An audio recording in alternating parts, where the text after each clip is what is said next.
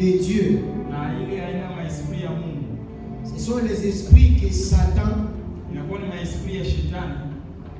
les a montrés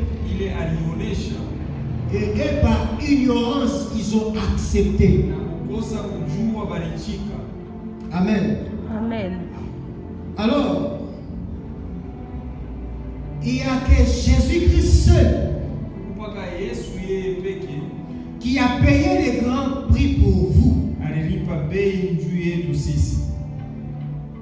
par le sacrifice de la croix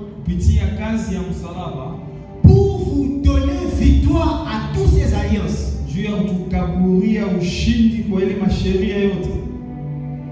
Et ce que vous devez retenir, vous ne pouvez pas fuir le diable, mais il faut lui résister et lui va vous fuir. Amen. Amen. Vous devez alors premièrement accepter que Christ est votre Seigneur et Sauveur. Lorsque vous acceptez Christ comme Seigneur et Sauveur personnel,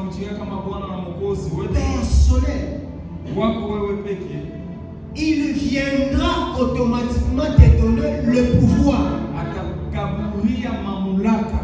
Parce que nous, comme nous sommes là chrétiens, chaque jour de nos vies, c'est un combat. Et le diable ne te laissera pas tant que tu as le don.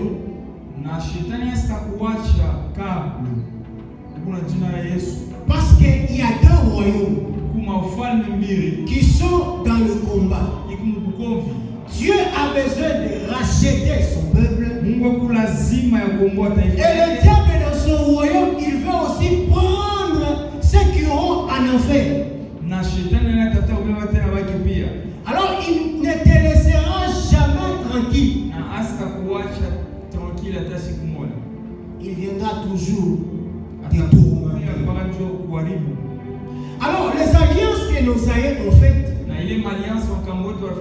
c'est que Deutéronome 18, 10 à 14, Dieu interdit avec les esprits, avec des féticheurs, avec des démons. Deutéronome 18, verset 10 à 14. Ça nous a amené la malédiction. Et la malédiction, c'est le fait de faire du mal à quelqu'un par des paroles efficaces.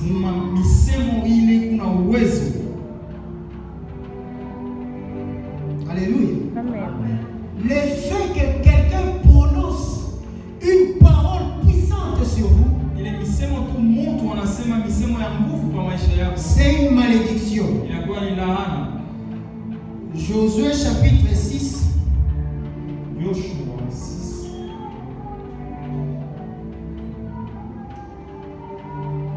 Josué chapitre 6, verset 24 à 26. J'ai lu au nom du Seigneur Jésus. Pouvez-vous vous tenir debout?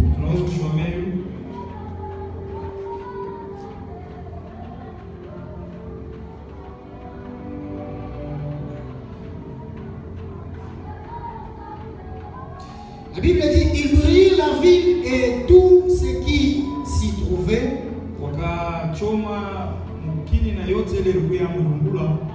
Seulement, ils mirent dans le trésor de la maison de l'Éternel l'argent, l'or et tous les objets d'airain et de fer. J'ai lu le premier vers. Josué laissa la vie à Rahab la prostituée. Je saute. 26. Ce fut alors que Josué jura en disant, maudit soit devant l'Éternel l'homme qui s'élèvera pour rebâtir cette ville de Jéricho.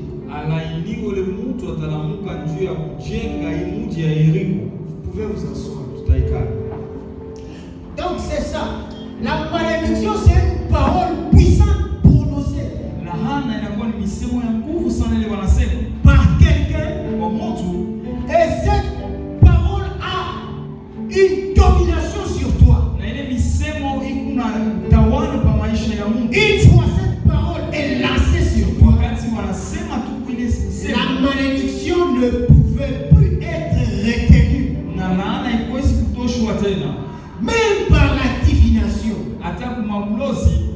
Amen. Amen. C'est-à-dire, quelqu'un mal intentionné, où il a une bonne raison de prononcer une malédiction. Et lorsqu'il parle de cette malédiction, il sort de paroles de malédiction. La Bible dit, même une divinité ne peut pas le ôter. Alors lorsque nos aïeux ont fait des alliances avec ces esprits, ils ont discuté, ils ont signé des contrats, et ces contrats, ce sont des paroles qui ont resté. Oui, je vais vous protéger, mais vous allez me donner tout ce qui est richesse ou les étoiles de vos enfants.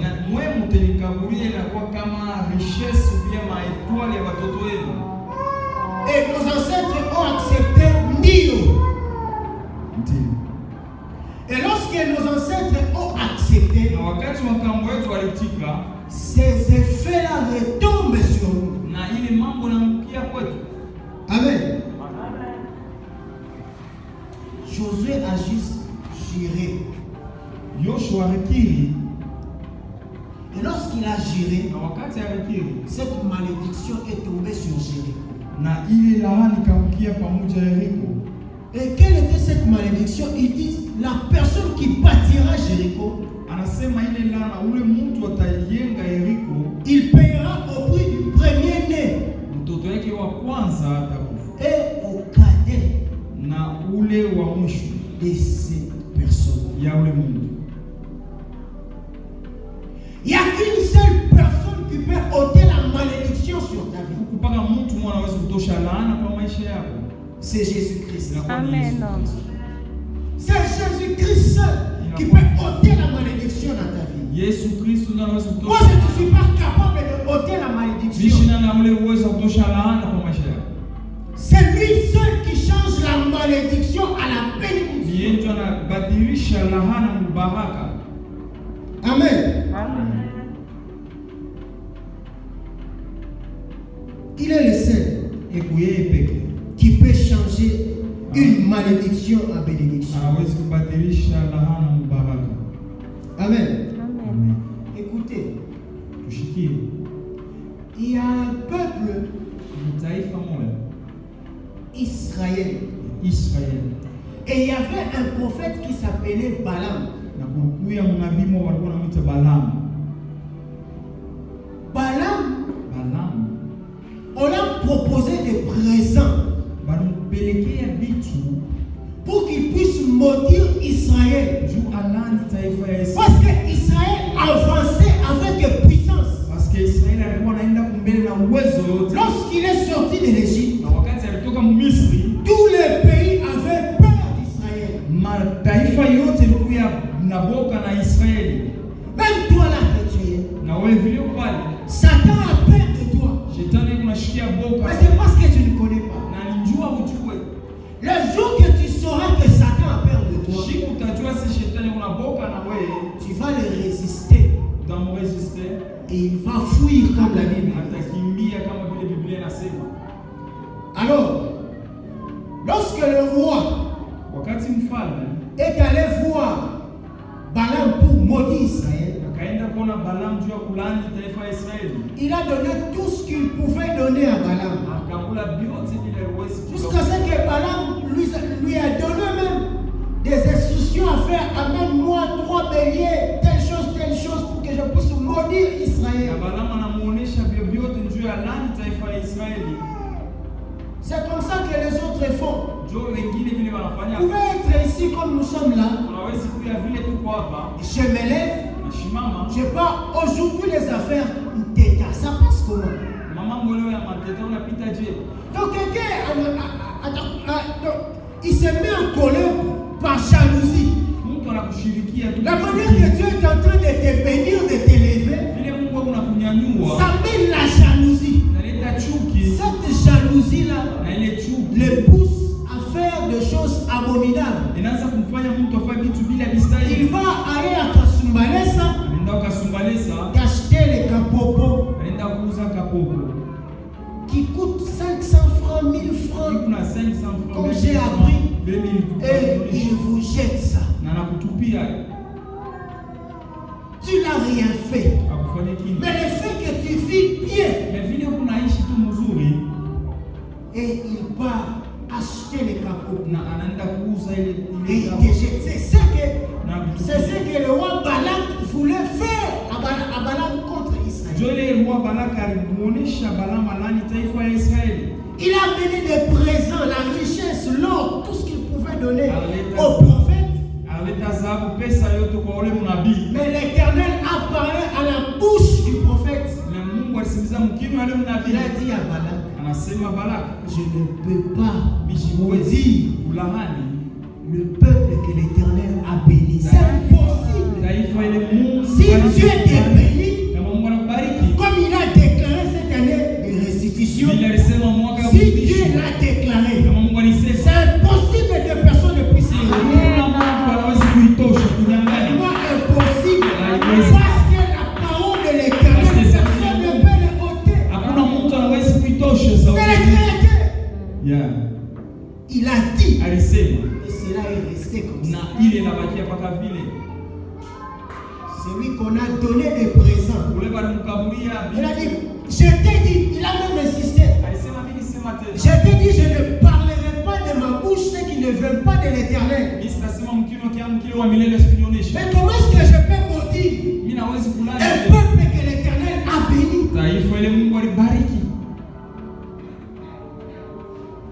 Et toi qui es en Jésus-Christ, au nom de Jésus-Christ, toute malédiction qui était portée sur toi est changée en bénédiction.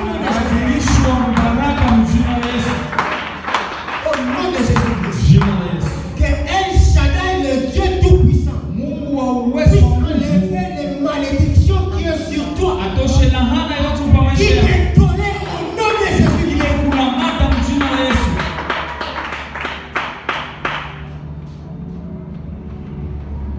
La malédiction de vos familles vous ont connecté à des esprits. Je ne dis pas seulement vos familles, même moi, je suis dedans. La malédiction de nos familles nous ont connectés à des esprits. Quels sont ces esprits? Le premier esprit, c'est l'esprit de stagnation. C'est un esprit qui te maintient à un seul lieu. Tu ne peux pas aller en avant. Tu ne peux pas sortir chez vous parce que votre mère désire que vous puissiez être avec lui. Ou votre père. Vous allez voir des parents, ils sont riches, ou ils sont pauvres. Mais ces parents n'aiment pas libérer leurs enfants. Sache qu'il y a une puissance de malédiction qui est sur toi, qui te maintient à l'esprit d'extariation.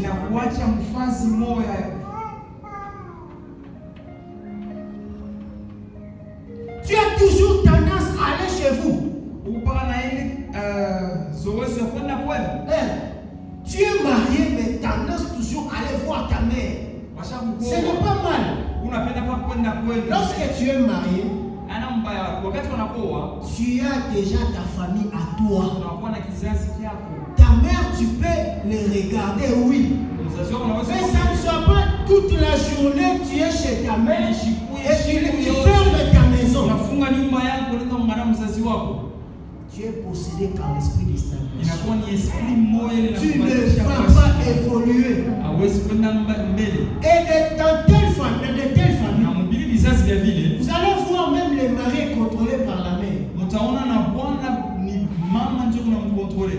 Il demande même à son beau-frère, donne-moi ton salaire. Et c'est lui qui gère les salaires de ton mari. L'esprit de stagnation. Une malédiction a été prononcée. Mais comme vos pères sont inconscients, ne savent pas, ils agissent pour leur dire non, ce sont mes enfants. Oh, elle-même, ou lui-même est aussi dedans. Dans cet esprit de stagnation. Parce que ça va de génération en génération. Le deuxième esprit, c'est l'esprit de mort. Tu fais ceci, ça marche. Des morts subites dans la famille. Vous retrouvez, vous étiez avec un frère et à 17h on vous annonce qu'il est mort. Mais vous étiez avec lui au culte. Il est mort comment? Les esprits qui vous envoient toujours à vous pendre. Tu es là à la maison. Tu attends seulement l'esprit qui t'envoie, va te pendre. Et tu prends la corde, tu vas très bien. Tu vas te retrouver déjà, tu as mis la corde. En cherchant de te détacher, impossible. En criant, même personne ne peut entendre. Parce que les esprits là ont le pouvoir de bloquer même les oreilles de tous ceux qui sont tout autour de vous. Parce que il est ma esprit, tu peux crier comment ils ne vont pas entendre. N'avez-vous pas remarqué même dans vos rêves? Lorsque vous rêvez mal, tu cries, ça ne sort pas, tu cries. Tu peux dire Jésus. Ces esprits-là ont la capacité de fermer vos voix. Tu es sur une malédiction. Et cette malédiction t'a connecté à un esprit de mort. Tu peux commencer le commerce. Ça ne marche pas. Ça n'avance pas. Tu as toujours le même capital qui n'évolue pas chaque année. Tu as les mêmes histoires dans tout ce que tu fais. Chaque année. Fais attention avec la malédiction. Ça met des esprits dans nos vies. Parce que nos aïeux, ils ont fait ça inconsciemment. Les autres ont fait ça pas pour la protection, pour la richesse. Mais ils ont accepté les malheurs dans nos vies. Dans leur descendance. Dans leur lignée. Et surtout nous cherchons la restitution. Nous ne trouvons pas. C'est à cause de ces alliances démoniaques que nos ancêtres ont faites.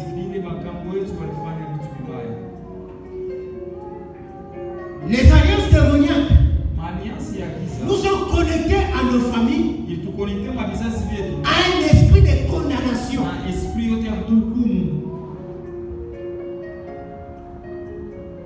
Tu te sens toujours condamné. Tu te sens toujours emprisonné. Toujours emprisonné. Même toi-même tu sens que tu es en prison. Dans tes rêves, tu rêves toujours les lieux anciens où tu as passé ta jeunesse. Tu es ici à Likasi. Mais dans tes rêves, tu es à Kolwezi. Où tu es à Kinshasa. Et tu te vois là tout jeune. Les esprits de condamnation. Et ces esprits ont toujours tendance d'amener quelqu'un sont des esprits de réclamation. Ça vous réclame toujours. L'esprit de condamnation réclame toujours à la mort.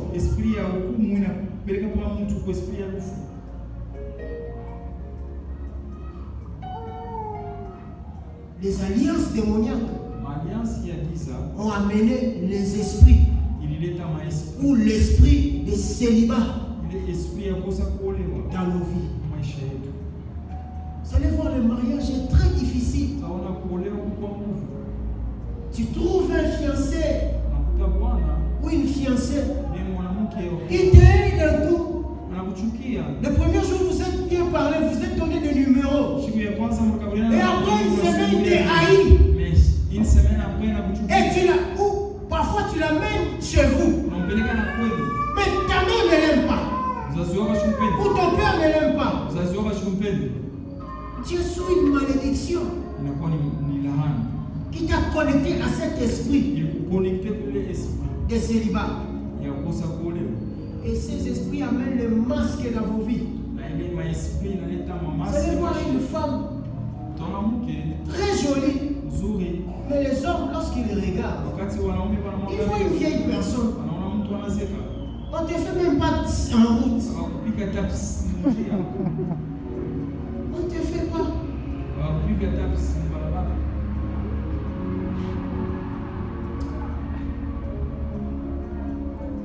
Les alliances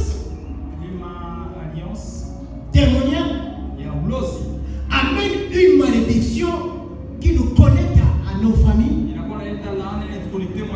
qui amène l'esprit de rejet.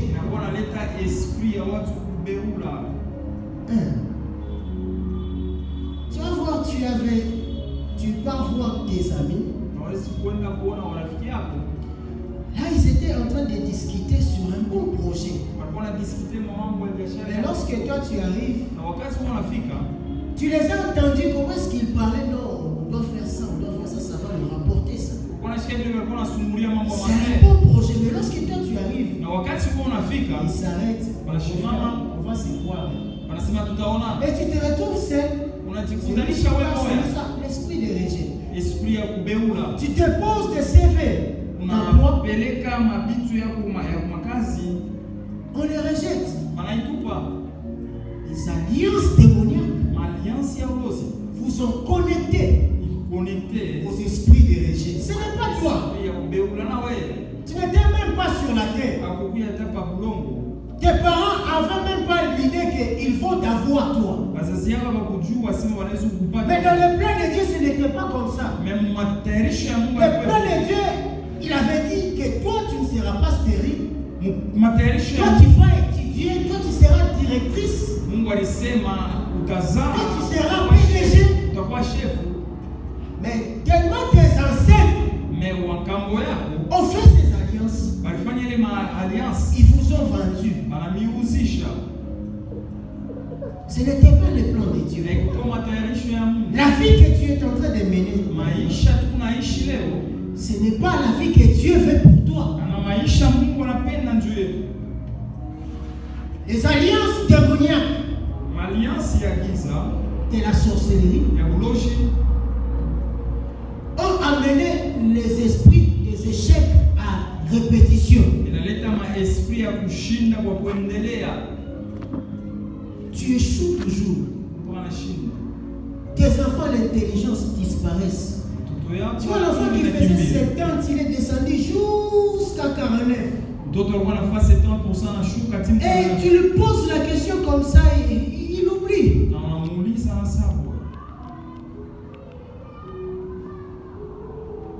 Les échecs à répétition.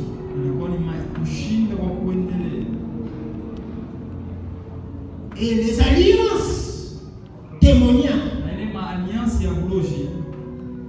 amènent l'esprit de pauvreté. Et tu vas sentir une culpabilité en toi, les autres, lorsque tu regardes les autres, et avance. Regarde tes amis, et ils avancent très bien. Et tu te poses toujours des questions, comment est-ce qu'ils avancent, moi je n'avance pas. Il y a une malédiction qui viennent de ta lignée que tu ne savais pas.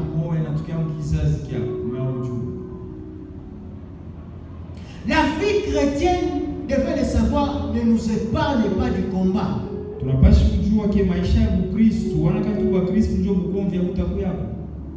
Mais nous devons lutter afin de ne pas être attrapé par les diables. Si je pouvais dire ça littéralement.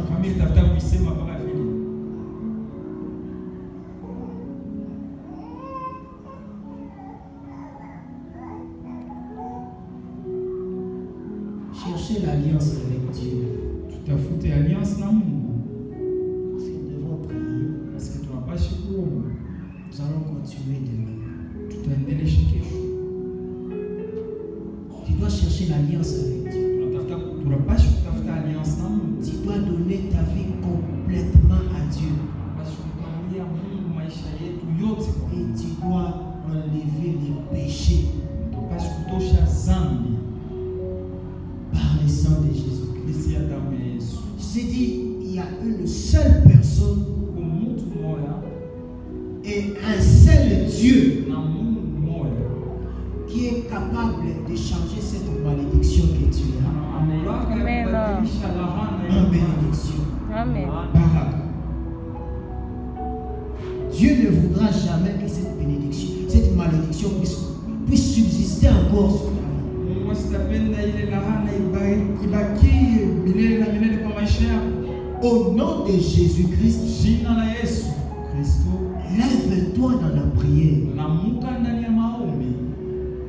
Tu vas demander à Dieu tout d'abord pardon pour ce que tes ancêtres avaient fait.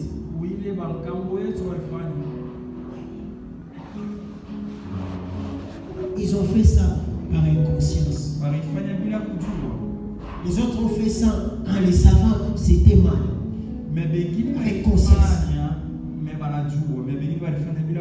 Tu vas demander pardon. Et toi-même, tu vas demander aussi pardon. Jésus-Christ t'aime. Vous savez, cette semaine ici, c'est Dieu qui a voulu que nous soyons ici afin de chercher sa face. Ici, c'est lui-même. Ce n'était même pas dans le programme. Ce n'était pas dans le programme cette semaine. Mais Dieu a décidé que nous puissions être avec lui cette semaine. Parce qu'il veut faire de grandes choses. Et malheur à celui qui prend toujours en négligence ce que Dieu veut faire. Moi, ça m'étonne. Donc les gens n'aiment pas la bénédiction. Mais s'il faudra chasser les démons, ils vont chasser. Mais en ce qui concerne leur vie, ils n'aiment pas prier avec efficacité. La Bible dit dans Jacques, la prière fervente du juste a de l'efficacité.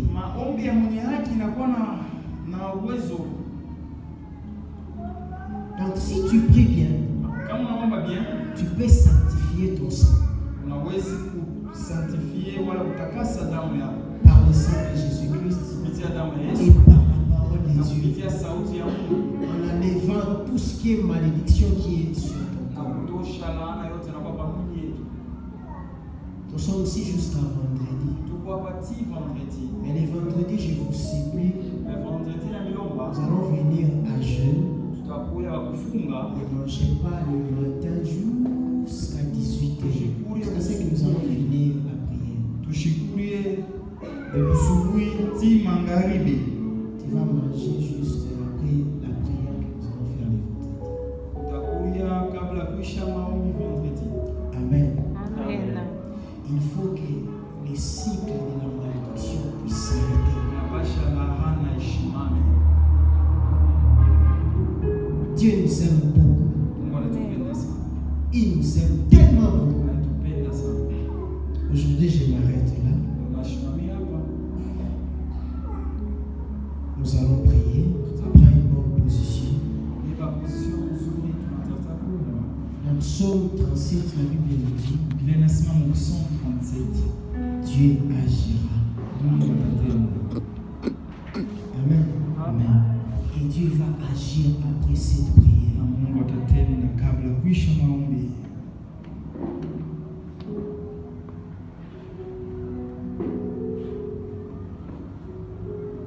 Prie au nom du Seigneur Jésus pour les ancêtres et demander pardon.